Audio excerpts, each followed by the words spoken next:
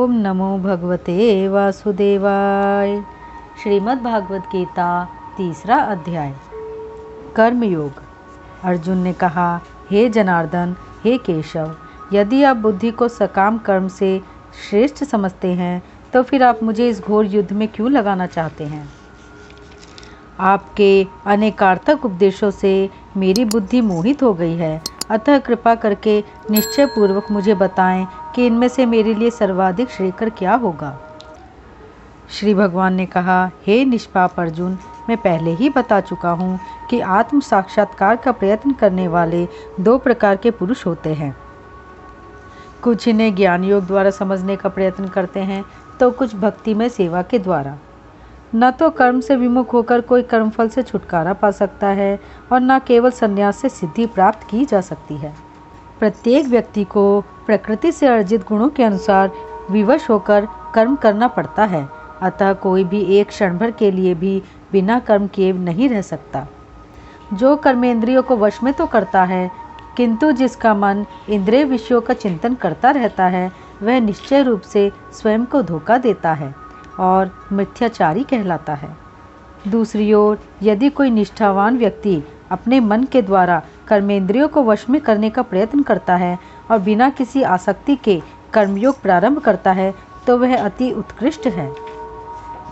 अपना नियत कर्म करो, क्योंकि कर्म न करने की अपेक्षा कर्म करना श्रेष्ठ है। कर्म के बिना तो शरीर निर्वाह भी नहीं हो सकता। श्री विष्णु के लिए यज्ञ रूप में कर्म करना चाहिए, अन्यथा कर्म के द्वारा इस भौतिक जगत में बंधन उत्पन्न होता है। अतः हे कुंती पुत्र, उनकी प्रसन्नता के लिए अपने नियत कर्म करो। इस तरह तुम बंधन से सदा मुक्त रहोगे। सृष्टि के प्रारंभ में समस्त प्राणियों के स्वामी ने विष्णु के लिए यज्ञ सहित मनुष्यों तथा देवताओं की संततियों को रचा और उनसे कहा, तुम इस यज्ञ से सुखी रहो, क्योंकि इसके करने से तुम्हें सुखपूर्वक रहने तथा मुक्ति प्राप्त करने के लिए समस्त वांछित वस्तुएं प्राप्त हो सकेंगी। यज्ञों के द्वारा प्रसन्न होकर देवता तुम्हें भी प्रसन्न करेंगे और इस तरह मनुष्यों तथा देवताओं के मध्य सहयोग से सबों को संपन्नता प्राप्त होगी। जीवन की विभिन्न आवश्यकताओं की पूर्ति करने वाले विभिन्न देवता यज्ञ संपन्न होने पर प्रसन्न होकर तुम्हारी सारी आवश्यकताओं की पूर्ति करेंगे, किंतु जो इन उपहारों को देवताओं को अर्पित किए बिना भोगता है वह निश्चित रूप से चोर है। भगवान के भक्त सभी प्रकार के पापों से मुक्त हो जाते हैं, क्योंकि वे यज्ञ में अर्पित किए भोजन को ही खाते हैं। अन्य लोग जो अपनी इंद्रिय सुख के लिए भोजन बनाते हैं, वे निश्चित रूप से पाप खाते हैं। सारे प्राणी अन्न पर आश्रित हैं, जो वर्षा से उत्पन्न होता है। वर्षा यज्ञ संपन्न करने से होती है और यज्ञ नियत कर्मों से उत्पन्न होता है। वेदों में नियमित कर्मों का विधान है और ये वेद साक्षात श्री भगवान से प्रकट हुए हैं। फलतः सर्वव्यापी ब्रह्म यज्ञ कर्मों में सदा स्थित रहता है।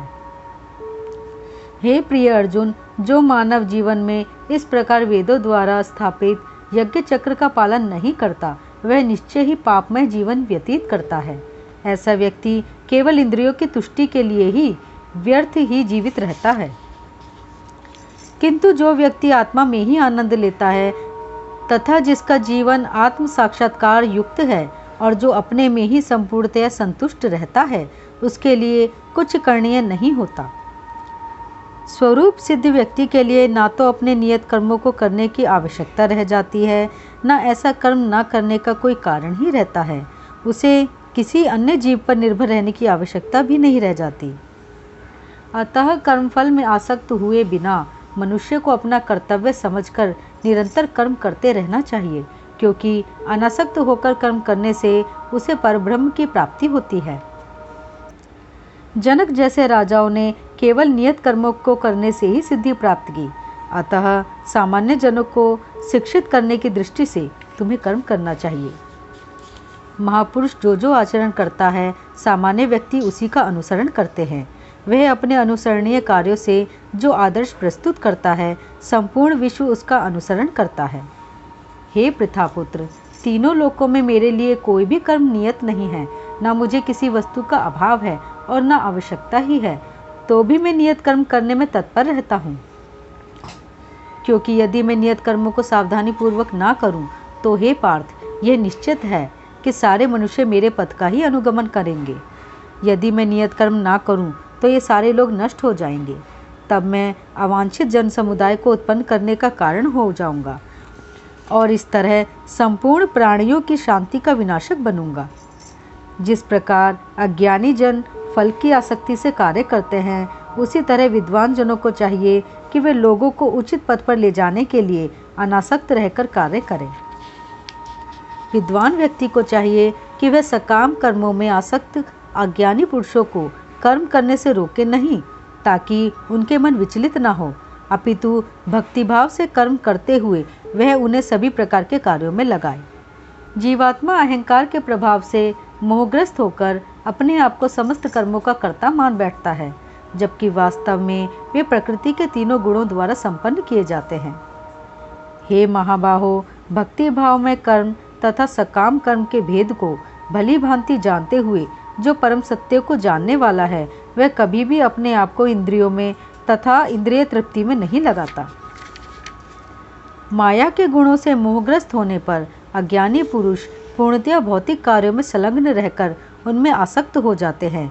यद्यपि उनके ये कार्य उनके ज्ञानाभाव के कारण अधम होते हैं, किंतु ज्ञानी को चाहिए कि उन्हें विचलित ना करे। अतः हे अर्जुन, अपने सारे कार्यों को मुझ में समर्पित करके मेरे पूर्ण ज्ञान से युक्त होकर लाभ की आकांक्षा से रहित, स्वामित्व के किसी दावे के बिना तथा आलस्य से रहित होकर युद्ध करो। जो व्यक्ति मेरे आदेशों के अनुसार अपना कर्तव्य करते रहते हैं और ईर्ष्या रहित होकर इस उपदेश का श्रद्धापूर्वक पालन करते हैं, वे सकाम कर्मों के बंधन से मुक्त हो जाते हैं। किंतु जो ईर्ष्यावश इन उपदेशों की अपेक्षा करते हैं और इनका पालन नहीं करते, उन्हें समस्त ज्ञान से रहित, दिग्भ्रमित तथा सिद्धि के प्रयासों में नष्ट भ्रष्ट समझना चाहिए।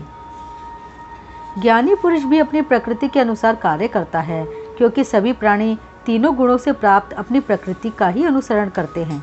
भला दमन से क्या हो सकता है? प्रत्येक इंद्रिय तथा उसके विषय से संबंधित राग द्वेष को व्यवस्थित करने के नियम होते हैं। मनुष्य को ऐसे राग तथा द्वेष के वशीभूत नहीं होना चाहिए, क्योंकि ये आत्म साक्षात्कार के मार्ग में अवरोधक हैं। अपने नियत कर्मों को दोषपूर्ण ढंग से संपन्न करना भी अन्य के कर्मों को भलीभांति करने से श्रेयकर है।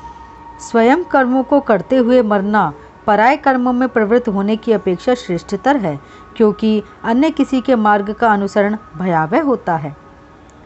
अर्जुन ने कहा, हे माधव, मनुष्य न चाहते हुए भी पाप कर्मों के लिए प्रेरित क्यों हो जाता है? ऐसा लगता है कि उसे बलपूर्वक उनमें लगाया जा रहा हो। श्री भगवान ने कहा, हे अर्जुन, इसका कारण रजोगुण के संपर्क से उत्पन्न काम है, जो बाद में क्रोध का रूप धारण करता है और जो इस संसार का सर्वभक्षी पापी शत्रु है। जिस प्रकार अग्नि धुएं से, दर्पण धूल से अथवा भ्रूण गर्भाशय से आवृत रहता है, उसी प्रकार जीवात्मा इस काम की विभिन्न मात्राओं से आवृत रहता है। इस प्रकार ज्ञान में जीवात्मा की शुद्ध चेतना उसके काम रूपी नित्य शत्रु से ढकी रहती है, जो कभी भी तुष्ट नहीं होता और अग्नि के समान जलता रहता है। इंद्रियां, मन तथा बुद्धि इस काम के निवास स्थान है। इनके द्वारा यह काम जीवात्मा के वास्तविक ज्ञान को ढककर उसे मोहित कर लेता है। इसलिए हे भरतवंशियों में श्रेष्ठ अर्जुन, प्रारंभ में ही इंद्रियों को वश में करके इस पाप के महान प्रतीक का दमन करो और ज्ञान तथा आत्म साक्षात्कार के इस विनाशकर्ता का वध करो।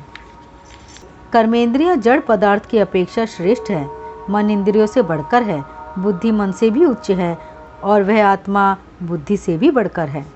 इस प्रकार हे महाबाहु अर्जुन, अपने आप को भौतिक इंद्रियों, मन तथा बुद्धि से परे जानकर और मन को सावधान आध्यात्मिक बुद्धि से स्थिर करके आध्यात्मिक शक्ति द्वारा इस काम रूपी दुर्जय शत्रु को जीतो। श्रीमद् भागवत गीता 3 अध्याय समाप्त होता है। ओम नमो भगवते वासुदेवाय।